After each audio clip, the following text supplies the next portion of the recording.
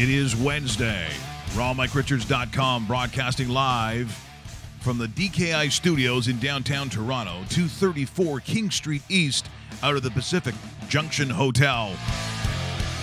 Coming up today, Team Canada, an exciting win, a vital win over Team Finland, featuring such players as many Finnish men, the strongest men, I'll be honest.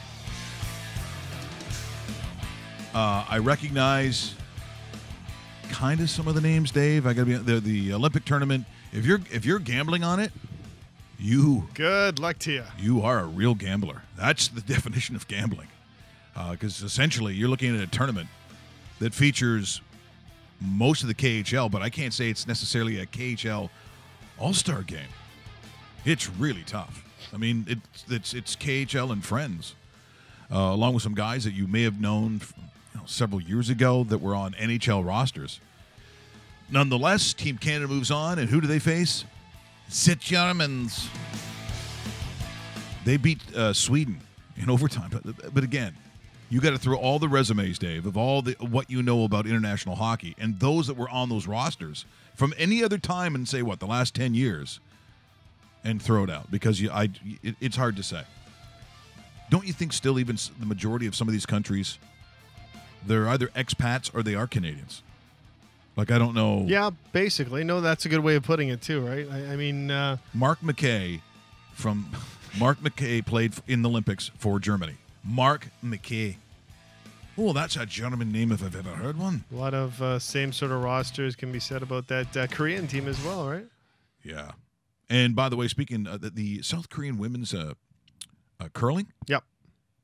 Because I saw them play, and they weren't supposed to be some sort of team that was favored. Now, I know that they've spent a lot of time in Western Canada training.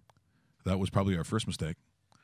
See, I want to win, so if they're coming over and getting some excellent advice and training, yep, cancel the visa. Pass. You're out. You're out. I don't want you to win. But they were good, and our team led by Holloman is gone. Rachel Holman eliminated officially from medal contention, and it is somewhat of an upset considering that she's a former world champion, Canadian champion. Eve beat her. Yeah, Eve Muirhead beat her yesterday. So I like Eve. I like her. I love her. I always have, Dave. It's tougher. Curling as a whole is getting tougher for Canada. Teams are starting to catch up. Countries are starting to catch up. It doesn't take long to produce a Canadian or a curling team that's able to compete at this level. Some of these teams, I remember about 20 years ago when we were talking about Russia entering the curling program. Well, they finished runner-up in the mixed. They're in contention with men's and women's in regular side. And from here on in, the sport's only going to get more and more popular. I know we see a lot of the same names, same players, but it does exist.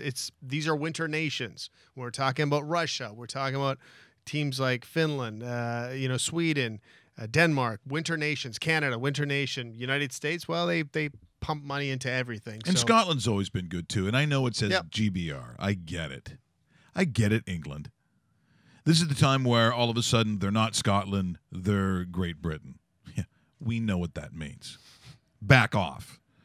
And of course, tonight at is it 11:15? I think the start of the. It's way into the night. Yeah. So look, this will be the first time where the rosters do make sense, at least for me anyway. So you've got the bitter rivalry in women's hockey between the two nations that really play it at a proficient and a high enough level. And for the Canadians, they rarely see the Americans in round robin, but they did for some reason in this tournament and did beat them. But you can throw that out the window, Dave. I don't think that means anything, quite frankly, tonight. It doesn't. This starts at 0, and betting wise, there's going to be a lot of books that sit there in favor of the United States in this situation. Well, for the most part, when these two teams get together, you're pretty much flipping a coin. It will come down to very little between them because they both.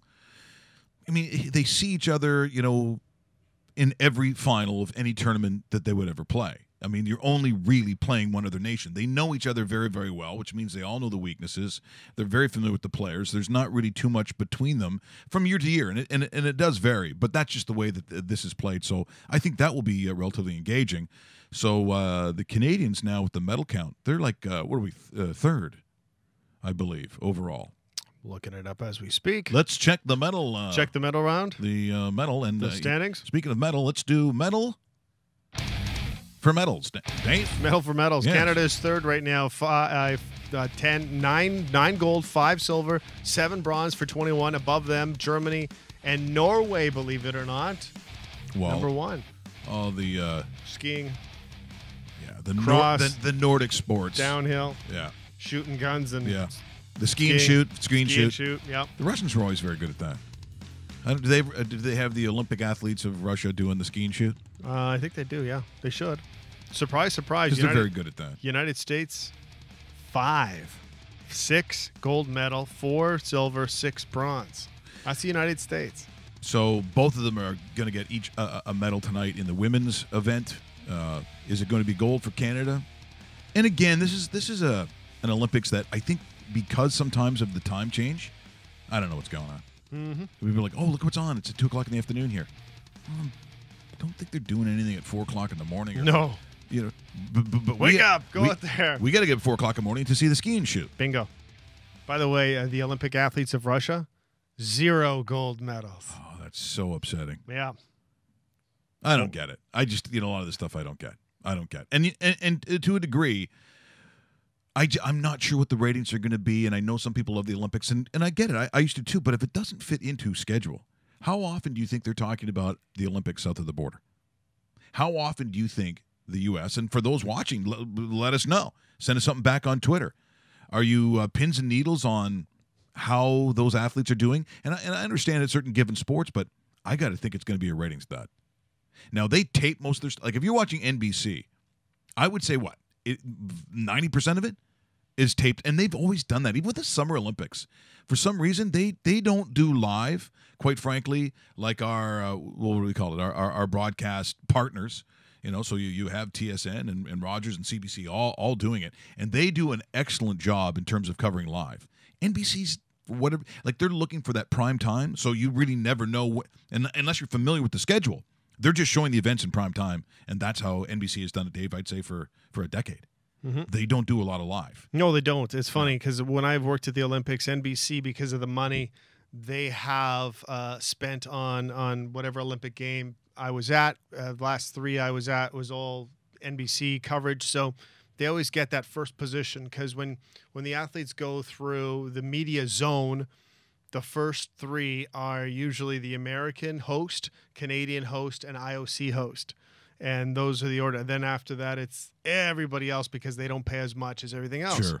Now, a lot of times, it was so funny that, if an American isn't part of the medalist or medal contention, the event's gone. They don't even send a reporter. Yeah. So it's like you sit there and you go, wow, there was a bobsled team. I'm trying to remember the gentleman passed away recently. That was Stephen Holcomb. Stephen Holcomb, part of the 4-man bob. He was like the captain, everything. They sent crews and crews and crews because he was always in medal contention. That as soon as they get to the next sliding sport, it's like a desert. Yeah. It's like there's nobody here. Blowing snow. There's just snow blowing across the event. That's exactly it. So everybody would be like stretching out more because you got their zone as well. But it was funny. It's non-existent to them if they're not part of it. And I don't know. Maybe it's also part of the. I'm not going to say everybody, but when you're at that stage, there is a significant difference of opinion as a Canadian reporter, an American reporter, to the rest of the world. And I think maybe that's just how the rest of the world views the United States for the most part. I don't think you're wrong. You're watching Raw Mike Richards either on the .com or the dedicated YouTube channel. We appreciate that. Remember to subscribe. Just hit that my little head I think it's my head, or where it says Clickety-click. our good friends at DKI, our title sponsors. Just click on that, and that way you don't miss any of the action, as I like to call it. And you know, when the Leafs play Florida, I don't know what it is, but those games are really drawn out. They're rarely high-scoring games. It's almost you immediately just want to hit the under because that's what's produced. Roberto Luongo has one go through the old 5-hole. And aside from that, you had your Frederick Anderson. There he is again, having, was it 40 shots last night? And picks up the shutout, and the Leafs continue to win. You know, they're only 4 back of Tampa Bay, but they got like 2 games in hand. So, once again, it's kind of the weird, goofy schedule. I never understand the NHL schedule. There are times where it gets so far away from, like, there's usually 1 or 2 teams that end up playing like 82 games, and the rest of the teams are like, geez, they've only played 68 games. Are they double headers for some of these teams? I totally agree. But the Leafs are at 62 games already. The Boston Bruins have 4 games in hand, who, of course, are in front of them, and then Tampa Bay with 83 points. But a couple of games. I just never understand the NHL scheduling because it's done by a computer. It's not a guy who goes, I hate the Leafs. Yep. They're going to play Tuesday, Wednesday, and Thursday. No, they don't. It doesn't work that way. And he starts typing away on his computer. Yeah. And You're going from Columbus to San Jose. Yeah. Overnight. Yeah. In the same day. Hate the Leafs. It's just weird. So the Leafs once again play a style of hockey that it's pretty tough to win 1-0. I don't think they want to do it a ton of nights, but all of a sudden we see the gold production sort of going down, getting a little tighter. Yeah, and the thing I was most disappointed about, I know it's a win. Rusty, get ready. I'm about to make fun of him. No, I'm just joking. No, you know what? A win's a win.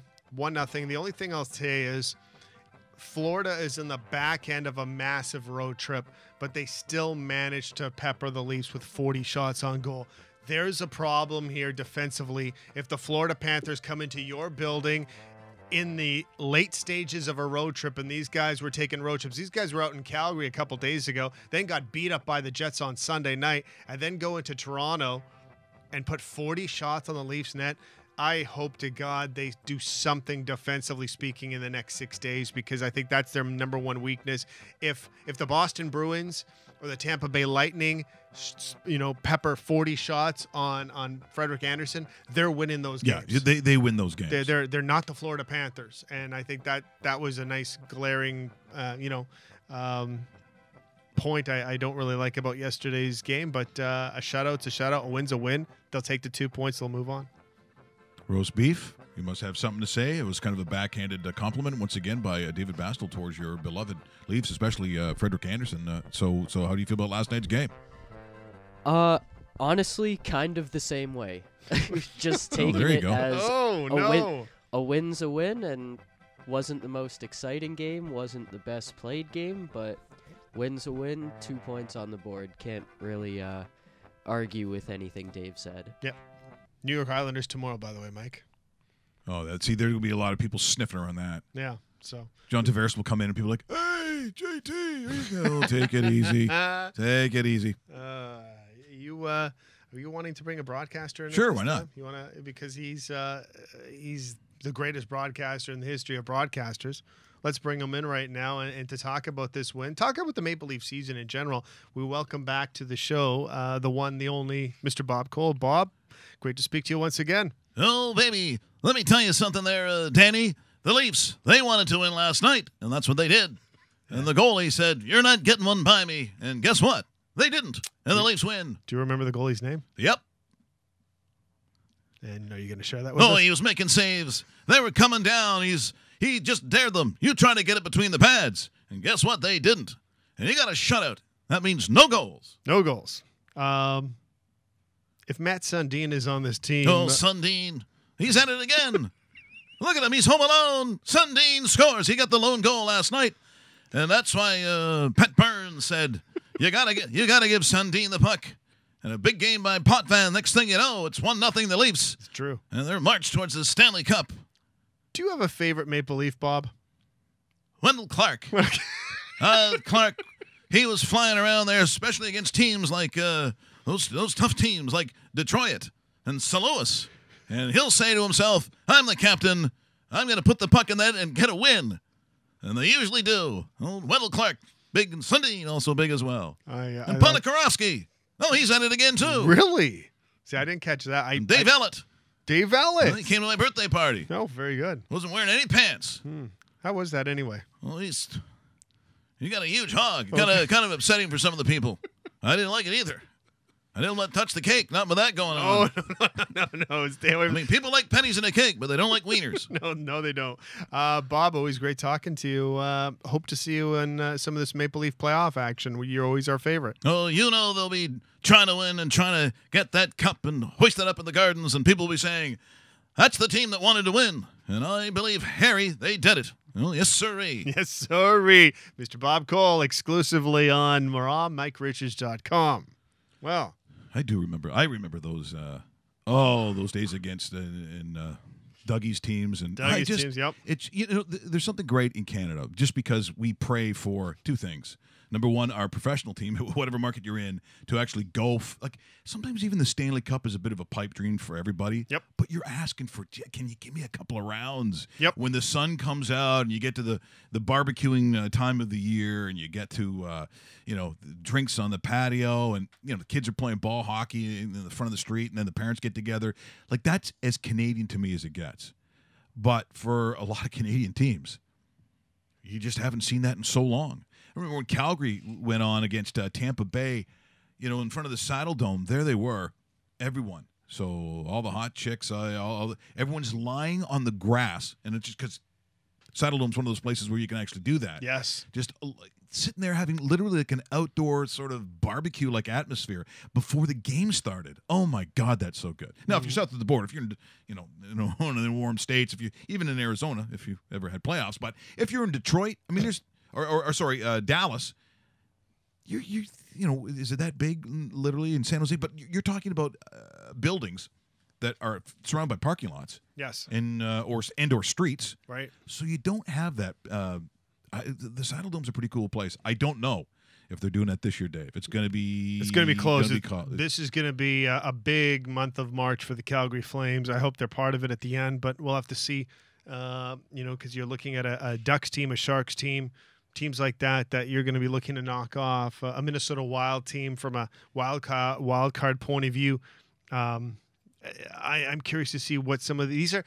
Those are the kind of teams that I just mentioned that I'll be curious to see what they do at the deadline because those are the teams that don't have playoff spots. The Leafs have a playoff spot. The Lightning have a playoff spot. The Bruins, they have it. Penguins, Jets, Predators, all playoff teams. They can sit and wait. I'm curious to see what teams like the Calgary Flames, Minnesota Wild, Ducks, Sharks do because sometimes that one player is a difference in making it or breaking it. Well, the Red Wings are saying, hey, we're open for business. Oh, completely. We've got all kinds of things you might like. Sell the team. Yeah. What about Mrazek? No, he's gone. But everything must go. Everything. A 2-day sale. Yeah, honestly. Don't you think it's sad, though? Look, I know a lot of people are like, no.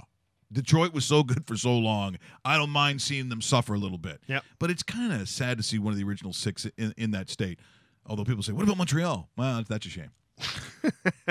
2.5 decades of playoffs, and now they're building off of year number 2 coming up of not making the playoffs, only to make it a number 3 next year. I think it's going to take them a while to get back to where they are. It's just too tough. Now, here's the other thing. So Pittsburgh's starting to look good all of a sudden. Yes. Pittsburgh's starting very to turn it good. up. Yes.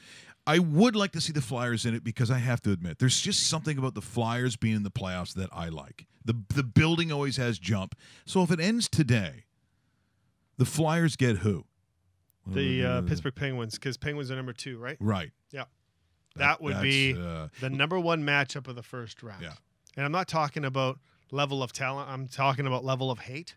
The hatred between those two teams is awesome. Yes, it really is. So aside from like maybe look, anytime Philadelphia, Washington, like New Jersey, they're so close together, they hate each other. Yeah. There's got to be a little hate for me to make it engaging, and I think the Philadelphia will bring that. Now, look, just before we get to Joe Daly, now we've played a lot of his clips. A legendary goalie, especially in a place like Winnipeg. I think I can speak for Winnipeggers when they'd have a very warm spot for Joe Daly, and of course he has his business. It's Joe Daly Sports. So memorabilia and just it's a big outfit, and he and his son, I believe, run it. And he's a great guy, and it's going to be so cool talking to him. But, we show these moments about goaltending in the day. Now, I found another showdown. This showdown is unbelievable. So it's Mike Palmateer in goal. It's Reed Larson, Denny Potvin, and, of course, it's from the Markham Arena, which every time I see it, I have such memories. I went to hockey camps there. I went to, tryouts there. I was really young. That was the building that I always wanted to play in. Eventually, that band picture that I have of me playing the double kick drums, that was in that arena, so I still refer to it as the new Markham Arena. And people are like, the new Markham Arena? Wasn't that built in the 70s? Yeah, well, you should have seen the old Markham Arena. That was built. Colonel Sanders played his first game in that building. But here we go. This is showdown. And so my late uncle, Guy Kinnear, Gunnar Kinnear of the Leafs, he was the trainer for this stuff. So we got in to see a couple of them. But watch the style of Mike Palmateer. There is no way you would ever teach goalies to make the saves the way he does. And he made a lot of them. He was my favorite. But look at this moment in time where you see Reed Larson coming in on Mike Palmateer. Potvan's going to come in next. But the style of the saves, purely Mike Palmateer. Remember, he can score on rebound. Oh, Palmateer, he'll come way out at you, and as the player gets closer, back into the net. He bounces around in there. No luck yet for Reed Larson. No, he's got to pick up that pace, or he's going to run out of time. Looked like that one went off the goalpost, Brian. 0 for 3. Come on, Reed. There, he gets one in there. His first goal. Palmateer had poked the puck away, but he got the rebound. Oh, some neat stick handling, but Palmateer fooled him. 1 for 5. Doesn't look very good for Larson right now to win this competition. Oh, and he only trailed by 1. He was 1 behind young Ben Wilson of Philadelphia. Ben Wilson. Young Ben Wilson. Set to shoot. But have been fighting the crowd. Fight at the hot dog stand, which, by the way, was at that end. Palmateer comes out. Oh, great effort there on the deke, and a goal for Potvin. Good start. Yes, he's going up. Look at those. He probably tried to catch him. Oh, just wide. You'll notice that Potvin is coming from the angle on Palmateer. He doesn't come straight down the ice, and maybe this is an advantage to Palmateer. Oh, God, I love that look. Lost control of that third shot. Oh, no, he couldn't get it in. So he's got one with 1 shot left. Here he comes. Palmateer stops him again. Again, just one Stacking goal the pads. for the shooter. Stacking the pads. That's for the girls. I said, the saves, whatever. Stacking the pads. That was for the chicks. I'm sorry. We'll talk to Joe Daly. I like the effort he put into it, too. He's going to know what I'm talking about. You can cut down the angles. You can make all those good saves. You stack the pads for the chicks. That's for the ladies. Trust me. Good morning, Joe Davies. This is Joe Daly. I know I'm talking to. This is Raw Mike Richards from rawmikeRichards.com. We're live on camera right now, and I'm thrilled to have you here today, my friend. Thank you, Mike. We just watched the old showdown, they used to have in the Markham Arena back in its day. And we just saw Mike Palmateer making these gymnastic-like saves. And, I look back at the style of goaltending. You would never teach goaltending the way that you knew it, that the style that we grew up with in the 70s and the 80s. And I understand that. But, my God, Joe, was that fun to watch. Well, it's been a long time since we've seen somebody like Dominic Hasek throwing his arms and legs around and trying to stop everything in sight with whatever he had on his body. But, I can recollect back in the 70s when I was with Pittsburgh and Red Kelly was my coach, and one night he came in the dressing room and got down on his hands and knees in front of me, and he said, "How in the son of a sea-cooking bottle washer can you stop the puck when you're on your knees?" I said, he'd have fun coaching today. Oh, no question. And, Joe, I should let you know with David Bastel here that even though I believe you're from East Kildonan, he's one of those bastards from North Kildonan. So I think you should know that. All right. Hey, Joe, good to talk to you. And you know what we should say? A happy belated birthday. Yesterday was your birthday. I hope it was a fantastic day. It was. I had a lot of well-wishers and made me feel pretty good. I lost a dad at 52, and I had a mom go to 99, so I'm chasing mom. Awesome, and I hope you surpass her. I have to ask you. We talked about this last week on the phone. the series with the Soviet Union, and yes, they were called the Soviet Union. I have a ton of questions about it. I want to get to why the tournament was played in Tokyo, Japan, because the first 3 games, a lot of people are kind of curious about it. Why wasn't it in Russia for 2, Winnipeg for 2? Because it ended up being Tokyo for 3 and Winnipeg for game number 4. How did that actually work out between, I guess, the WHA and, of course, the Russian Hockey Federation? Well, I hope the rest of the questions are easier, because I don't have an answer to that one. I really don't know why we did that. I guess it was just another way of the world hockey trying to spread hockey worldwide. And, we had many training camps in Europe, and we went over to Sweden, Finland, Czechoslovakia. And this tournament if you want to call it a tournament, we just called it an exhibition series. And why there was 3 over there, I have no idea. I guess, when you go that distance, for us, playing that many games over there, I guess was one way of maybe getting the funds back in the coffer for the expenses that were brought on board. But it was amazing playing in that building, because it was basically a swimming pool that was frozen. And on the one, so when you were on the one end, set back a little bit was a diving board above your head, which really, I mean, people can't imagine it. They just can't imagine something like that going on. But it was kind of unique. The success that we had over there wasn't that great. They beat us the 3 times over there, and then we flew back to Winnipeg and played them another game, and that's when we beat them. Yeah. Now that Soviet Union, like a lot of people will look back and say Red Army.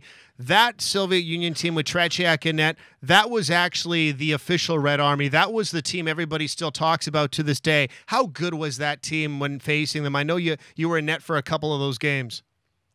Well, I played the game in Winnipeg. I got hurt in warm up in the game I was supposed to start in Tokyo, but it was a formidable team, because I know that Anders Hedberg stood up in the dressing room here in Winnipeg after we beat them, and he says, "Boys, I hope you realize what we've accomplished." And that's from a guy that grew up in Sweden, played against the best Russian teams that were available when he was over there, and he knew that we had done something pretty special. I mean, we were basically playing, like you say, a formidable Russian all-star team, and we were a club team. So I know at the time we were the only club team to ever beat the national team, and till this day I feel very proud and honored to have partaken in that tournament.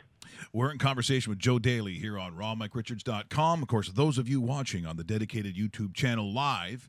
And, Joe, it seems like every time I show clips of your games, especially back in the mid to late 70s, a lot of Avco Cup stuff, you're making so many saves. I hope you got paid by the save, because it seems like you made about 100 of them every time I watch the highlights.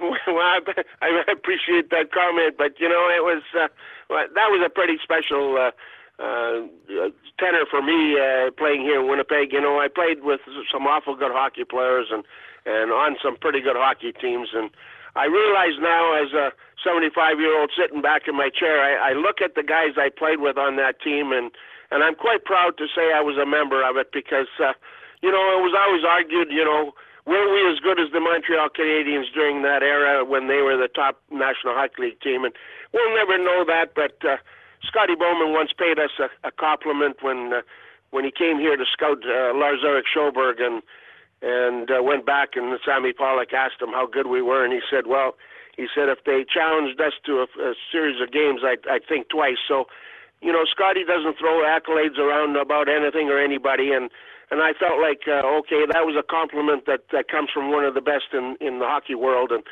so we'll never know, but all I know is it was a fun time for me. Yeah, it certainly was. Now, when you talk about the team itself, and we'll talk about Bobby in a bit, but you mentioned Lars-Erik, Anders, Alfie, Kurt Larson was there. You guys were almost a trailblazing type team where there were a lot of Europeans on this squad. How was that dressing room compared to other times, Joe? Because a lot of people don't know, but Winnipeg was kind of your last stop on your professional hockey career. And prior to that, there wasn't Russians in the dressing room. There wasn't Swedes and Finns and Czechs in the locker room. You guys, the Jets, the WHA Jets, were trailblazers in that department, weren't they? Well, certainly by having as many on the roster as we did, it was always felt, I think, amongst the hockey world that there was no way the Jets could win with that many Europeans on it. They would be way too soft. They would get run out of the buildings, and that was a fallacy because, basically, Lars-Erik Sjöberg, for the size of the man, was one of the toughest little buggers I ever played with. And of course, Anders and Ulf were as good as anybody that played the game, and so it was different because we were now accepting these guys from overseas and losing some of our buddies that we got it all started with. But in the end, I was glad that I was still a participant with them, and they were as good a guys as you'll ever want to meet, and we're every time I see them now, I mean, it's like a brotherhood, and you just enjoy seeing them, talking with them, because they are great individuals, and I wish Lars-Erik was around to share it with us because he was just a wonderful man. Yeah, the little general was something else. One of our favorites growing up as a kid in Winnipeg. Bobby Hall. Bobby Hall, Winnipeg Jet. Bobby Hall, Chicago Blackhawk. Which version was better? Even though the Blackhawks had the younger version, a lot of people will argue the 7-8 years in Winnipeg may have been his biggest accomplishment in the sport of hockey. Agree or disagree? Well, there's no doubt that he was in the top 2 or 3 players in the National Hockey League when we were able to get him over here to Winnipeg in '72.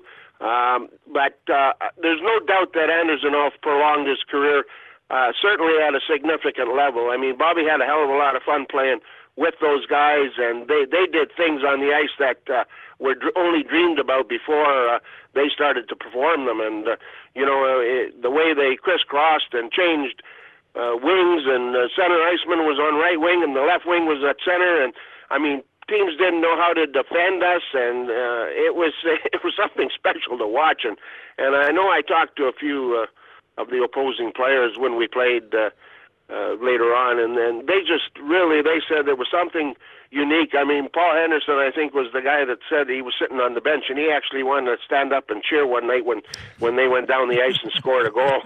And that's a type of game that they played. And to say whether Bobby was better in Chicago or Winnipeg, it's hard for me to say. I mean, I played against him when he was in Chicago, and I know he was one feared competitor because of his big booming shot and just the flair that he had for the game, the way he played the game. And it was certainly a pleasure for me to play behind him here in Winnipeg and watch him night after night and day after day at a practice.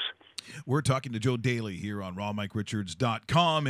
And Joe, the other thing, too, that you talked about who you played with, but some of those players that you played against, and some of these guys would have been in the twilight of their careers, but it's amazing to watch, and we just saw a couple of New England Whalers highlights, that Dave Keon still had an athletic ability. He still had this understanding of the game that also had a little bit of grace to it. It's hard to describe Dave Keon, but he still at that time was quite an amazing hockey player. And watching some of those games that you had against them, Dave Keon was still Dave Keon.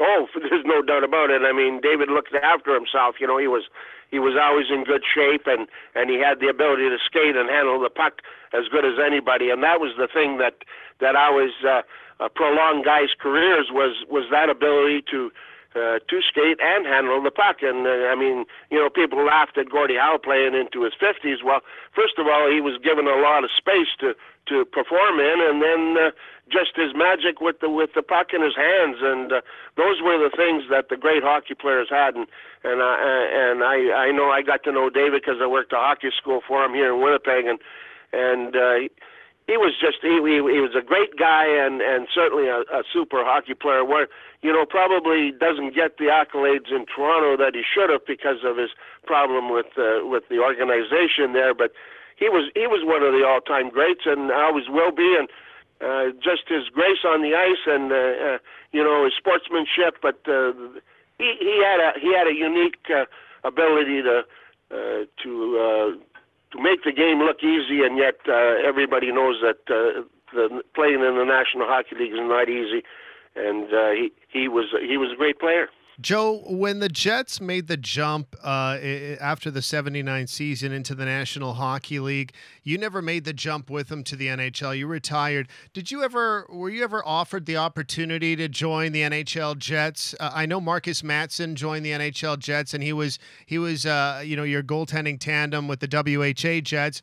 Did you want to make the jump? I know it was near the end of your career, but can you explain that year when Ferguson took over at the general manager position?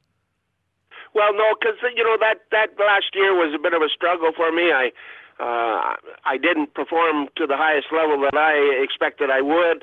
I had a couple of injuries, and during that course of that season, I started to think in my mind that was probably going to be it. And certainly when we won the championship, I thought this was a great opportunity to walk away from the game on a high note. I talked to my wife about possibly going over to Europe to play, and she said no. She said, I think if you're going to decide to retire, then that's what we'll do, and rather than try and go play somewhere else. I felt the game slipping a bit, and there's nothing worse than a goaltender going out and trying to play and have a little bit of a doubt in your mind that you can get the job done. So I thought it was a good opportunity for me to say thanks and goodbye. And John Ferguson wasn't very accommodating to me as far as continuing on. And so having had the experience of playing in the National Hockey League with Pittsburgh, Buffalo, and Detroit, the burning desire to go back and try and perform in that league again wasn't so great. Had I not played in the National Hockey League, I might have dug a little deeper and said, let's give this one shot. But so I really felt comfortable in my own skin, so to speak, as walking away at the time I did. I was 36 years old, and I know that's not old for a goaltender, but when you think it's over, I think that's the time you should walk away, and I did, and I never regretted it, really. Well, Joe, you better be comfortable in your own skin, especially when you're a goaltender at one point that played with no mask. Because I got to tell you, there better be a comfort level, because I'm sure you got a lot of the younger generation going, so did you forget it, or did you not have a lot of money? But no, there was a time where guys didn't wear, and you were when you go to the Buffalo Sabres back in 1970, I think you might have been one of the last guys to go without wearing a mask in the National Hockey League.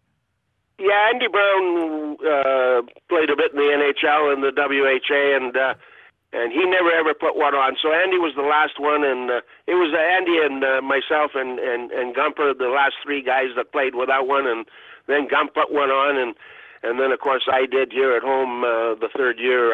I was in the WHA, and I look at the game today, and of course because of the style of goaltending, I mean the guys are taking many more shots off the mask or head that we didn't take, and it's possible that that's because of the style we played.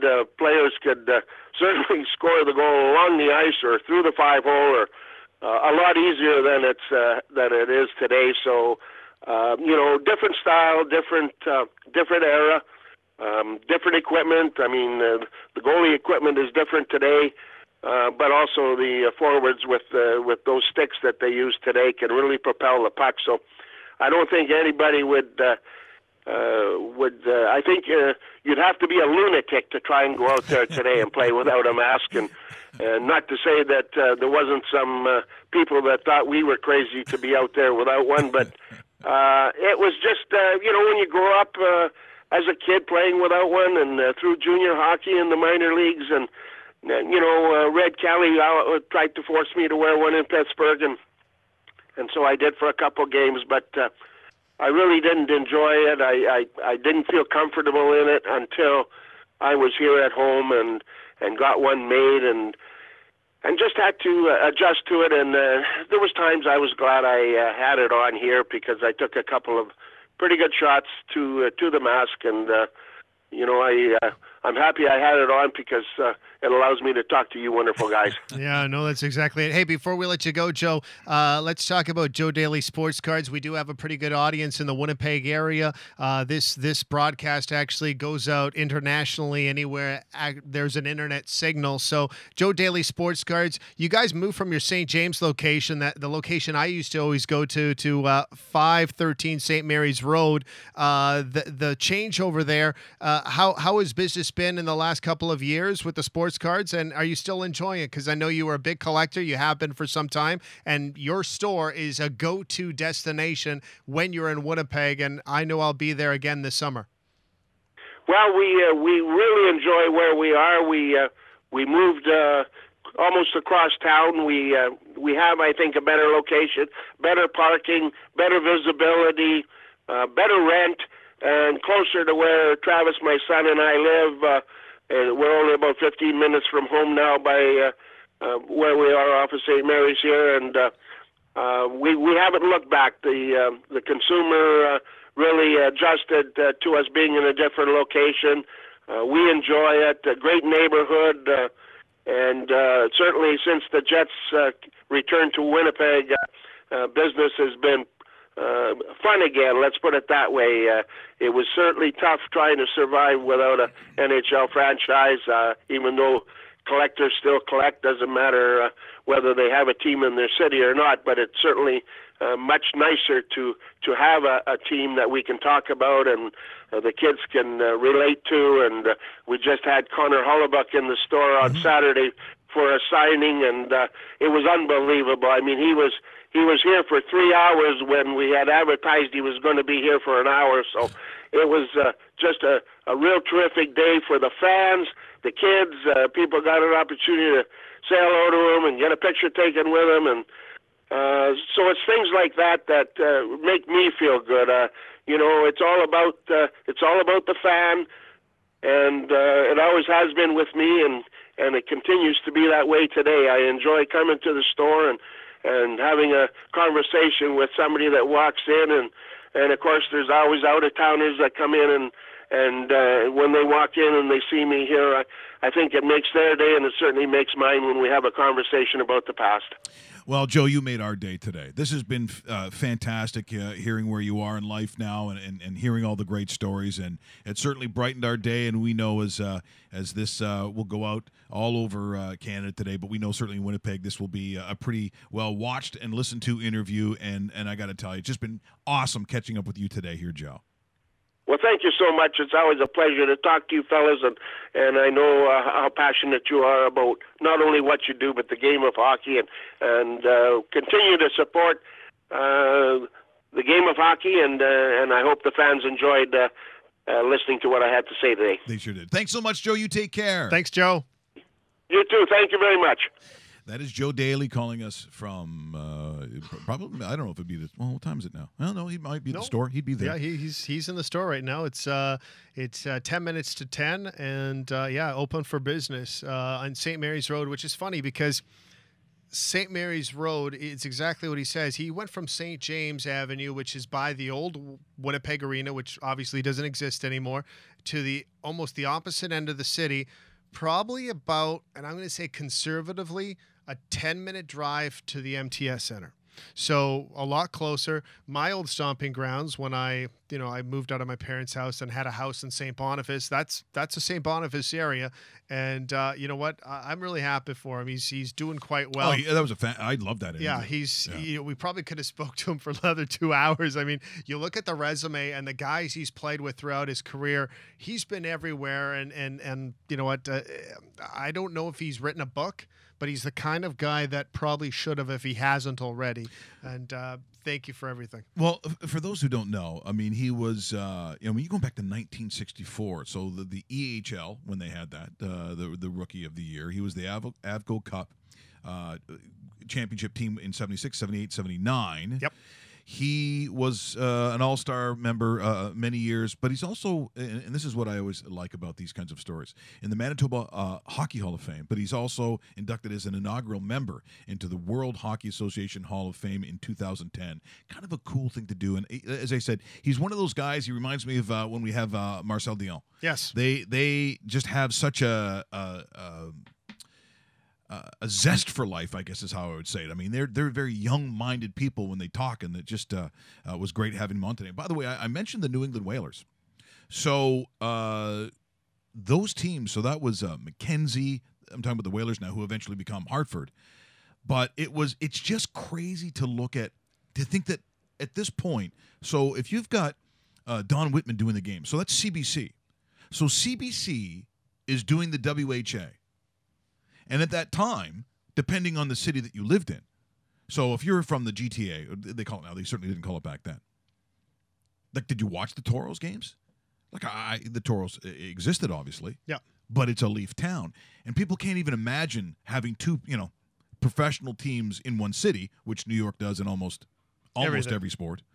And so it was almost, if you were really young, it was like this weird division on whether you should like it or not. And you can't even imagine now with broadcast partners that the CBC would be showing WHA games. It was just a very different time. But to hear Don Whitman, to see some of the great players, Dave mentioned, as did Joe Daly, Bobby Hall. I mean, to see Bobby Hall now on the ice at that time with some of the other legends like the Dave Keons. This is a moment in time. This is a WHA moment, and we appreciate it. As Joe Daly, who we just talked to, was the goaltender in this series when that was still the New England Whalers. Play. Crisco is written out of the play. Over to Ulf Nielsen. Back to Hull. Hit shot. It's wide.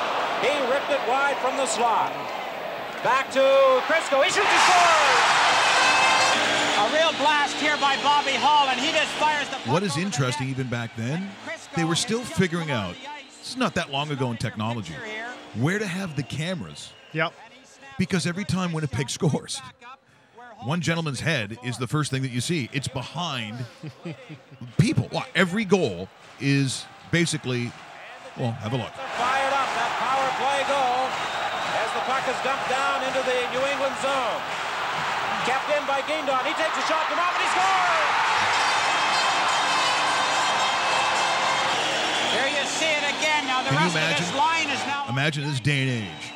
A producer going, can we not have the cameras behind someone's neck? He drills one. It bounces off the stick. Hull's fighting in the corner along with Plum for control of that puck. It still lays there. Hull finally manages to kick it to Nielsen. Back to Schuberg at the point. He scores! Sit down. We're live. And there it is. I mean, these are some... Love those jerseys, too, on the Jets. That's probably my favorite Jet jersey, with the arms, with the shoulders. And they adopted that into the NHL, but went all the way down the sleeve. By the way, Hull, Hedberg, Nielsen... the highest scoring line in the history of hockey, the trio, 75-76. Every member of that line scores 100 or more points. They combined for 342 points. They were known as the Hotline in Winnipeg. And man, that was the line. That's my favorite line in hockey. Watching highlights like that, just outstanding. So, well, you also have to remember at that time that the biggest difference for us and remember, we're really young at this point, but we started hearing dollar figures, like millions. The word million shows up. And for back in, the time of Bobby Hall, back in time of Wayne Gretzky, hearing about these teams that weren't going to be in the NHL, this WHA thing, and the fact that they were going to pay millions was almost outrageous, certainly to our parents, who probably, for a lot of us, we would have bought, those homes would have been bought, depending on the area that you're watching. In 1954? In the 50s, people bought homes for $10,000. $14,000 was not was about 12 to 14, probably the going rate at that time. So us as baby boomers, that's how we grew up. Our parents thinking that at some point, professional hockey players were getting $1 million a year to play hockey. It was almost unheard of. Now look at it. If you had someone that's getting $1 million on your roster right now in the NHL, what is that player? Who gets $1 million on an NHL roster? A role player on the third or fourth line, a sixth defenseman. like it's like you sit there and you go. You're right though. You're right. I still remember. I think it was Kirby Puckett. It was either Kirby Puckett or Jose Canseco being the first $3 million a season baseball player, and everybody lost their you know what when it's like $3 million to play that. But right now, yeah, you're right. It's like the average salary in the National Hockey League is a little bit lower than that, but your entry level deals on a rookie contract is $925,000, and just man, to think about that. And you're right, that's how much houses were, and they were cheaper in other parts of the world, and yeah, people were slaving to get that. As I said, I know it's been a little bit of a throwback show, but you talk to these guys that were legends of their time, and that's why I think sometimes, and I'm not good at this, but when people start talking about comparisons of the generationals, between generations, whether it doesn't matter what sport is, I'm hard pressed to think that's an even fair conversation. Like I don't get into it often, so I'm not going to probably talk about Johnny Unitas versus Tom Brady. The circumstance in playing the game, and I don't mean necessarily the terminology, but I'm talking about if you're looking at professional sports and the advent of professional sports, we're talking basically 1960 on. There was a time where, for instance, professional basketball in the early 70s was not the great big moneymaker. In fact, it was a little flaky. It was a league that people didn't even know really how legit that was. If you're playing professional football in 1960, you're not a millionaire. You're not a millionaire. I mean, it was new. I mean, you're talking about an AFL. You're talking about those that would argue about the importance of playing professional sports. If you grew up in the States in anywhere before, I'd say even 1970, let's say from the 60 down, the biggest thing that could happen in your family is that you went to the school that your father did and you played varsity sports and you went to a bowl. Yep. You went to a bowl game, of which there back in the day, but was there 7? 7. So the biggest thing that would have happened to you if you were in Mississippi or California or Ohio or the state of Florida or Pennsylvania, where seemingly every single quarterback for about 50 years came out of, didn't matter what it was, Pennsylvania produced half of the NFL with quarterbacks. It was whether you went to a Rose Bowl game. That was the biggest thing in your family. And if someone said, well, I'm going to play professional football, where? For who? The Giants. What Giants? Like, it wasn't what it is now. It's hard. So for me to have a conversation and say, well, the Johnny Unitas of that era, or the Howie Morenz of that era, or the Guy Lafleur of that era, or the Wayne Gretzky of their era, were at the top of the game because that's as far as you could go in terms of what they were able to do athletically, what they did with their equipment, what they did with schedule, the understanding of nutrition, the understanding of just everything that we take now. You have to start subtracting for them at that time. So when someone said, geez, if someone saw one of the old clips and said, my God, if the Buffalo Sabres played the Montreal Canadiens of that time, but that's a ridiculous scenario, because you're talking about the best of its time and then fast forwarding it like literally 40 years where almost nothing is recognizable as the same. Guys went to camp to get into shape. Yes. September is when Guy Lafleur, well, I wouldn't say he'd smoke less because he smoked in between periods. Yvonne Corway, the Roadrunner. Well, even into the 80s, Mike, because I remember hearing a Mario Lemieux interview where in late August he said he would go on a diet getting ready for the NHL season. And people would ask him, so what happens on the diet? He says, well, when I'm ordering a cheeseburger, I don't order the cheese. I just have the burger. So, and it was so true. I mean, Mario Lemieux was also one of these gifted players that could snap his fingers and be ready for an NHL season. But that's kind of what they joked about. And I mean, as late as the 80s, people were smoking and playing in the NHL. Yeah. Dale Hawerchuk was a smoker. Guy Lafleur was a smoker. Most of those guys were in that time. So people smoked when they watched the game. Yes, in the arena, and it was. Yeah, like the these cloud of smoke. Rules, like you dressed up and you smoked. That was the rule. The women smoked. They had the hats with the little veils on them. Get him, gay. Or the equivalent in French. Yes. Gay. That's how it was. One of the best athletes of that time, who, by the way, didn't quit anything, he might have done extra, was Boreas Alming. Boreas Alming was a freak athlete. Yes. And there was one other thing that was freakish that must have been upsetting in the showers. But that's not what I'm talking about. Look back. We talked about Showdown. This is Guy Lapointe and Boreas Alming. You have, I think it was, I'm trying to think who was doing the color for this. The famous, he wrote all the books. Howie Meeker. Howie Meeker, who apparently also had problems with Boreas Alming. Not that issue. Probably just saying his name. Here's Showdown. Once again, I think it's like, 1978? Is that what it is, roast beef? It's in there somewhere. It's around that time. This is now a skating drill, Boreas Alming versus Guy Lapointe. Who do you think's going to win? I know who I'd have my money on. Well, Howie Meeker, Boreas Alming has chosen the race event first, and who do you think has the edge here? Well, no doubt, both these fellas have tremendous skills, but I would think Boreas Alming is the better skater. Oops. Well, Howie, in their earlier matchup, Alming proved to be just about 1 second faster than Guy Lapointe, but anything can happen in this final. Hey, you can throw those times right out the window. That Lapointe is a great competitor. I'll tell you, he'll be going. Almost ready to go. Here we go. They start by skating backwards. And... Oh, look out, Guy. He fell down. He's out of it already. Alming's going to win it.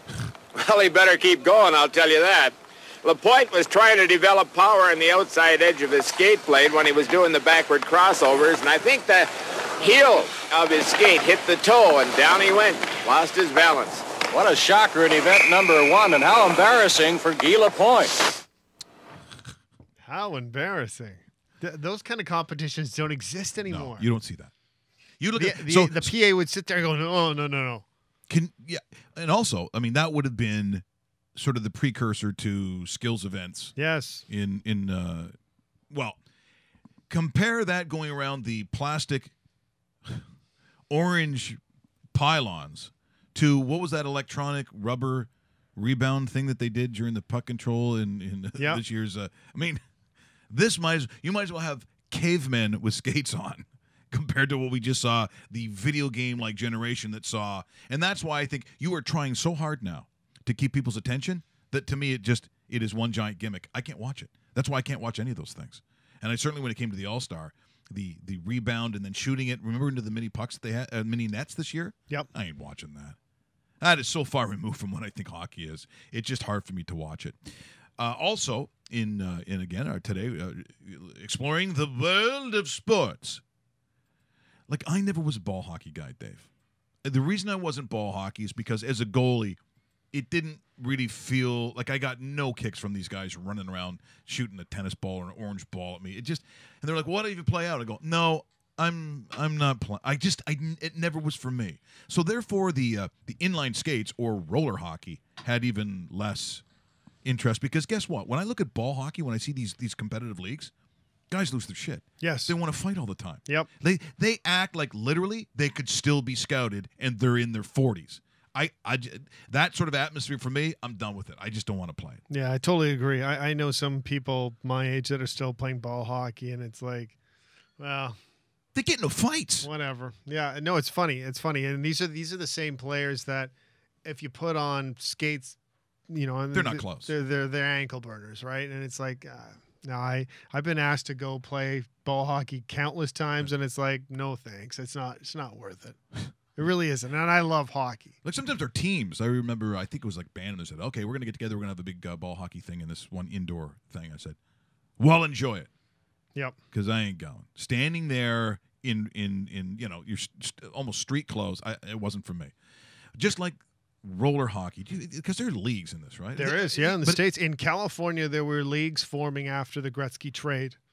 That it was like summer roller league. Brian Trottier actually played in a roller hockey league. Because I know they tried to start this big thing, but here's an example. This is like an outdoor park where guys. So this isn't a sophisticated competitive league, but even in this, the tempers still rise, even on something like this in the park. I don't know, where is this? So, the state of Washington. I don't even know where this is. Tacoma. I don't know where this is. But you'll be surprised who loses his temper first in the excitement of roller hockey. You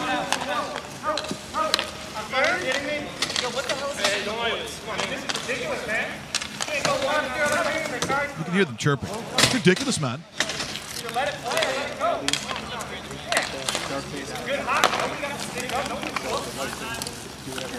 See, this looks like, I don't know. Oh, big save.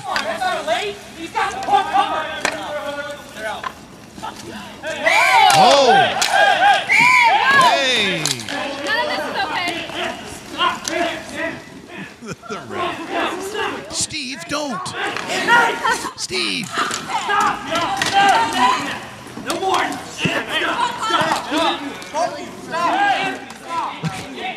Just look, you can hear the wives chirping in. Leave him alone, Steve.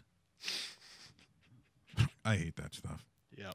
I'm just simply not a fan. So tonight, if we're looking on the schedules, what is going to be the most watched thing, let's say, in Canada?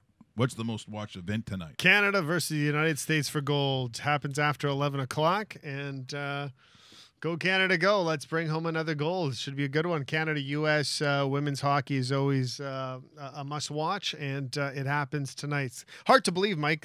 Next week when we're back here, the Olympics are over. Finished. Gone. Adios. I know you're happy about it.